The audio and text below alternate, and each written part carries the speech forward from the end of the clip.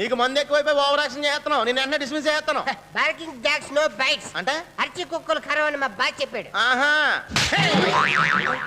Dog bite slipper shot అంటే కుక్క కాటికి చెప్పు దెబ్బ. నువ్వు నన్ను ఇక్కడ కొట్టావా? యా డౌటా? ఇటు కొట్టు. నేను కొట్టను. కొట్టరా బాబు, నీ చేతుల్లో కొట్ర బట్టలు కొట్టరా. నేను కొట్టను.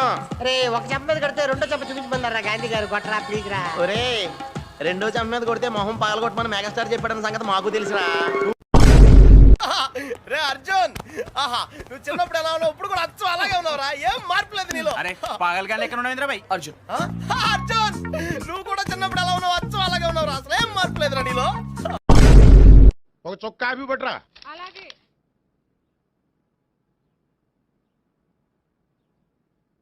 తీసుకోండి.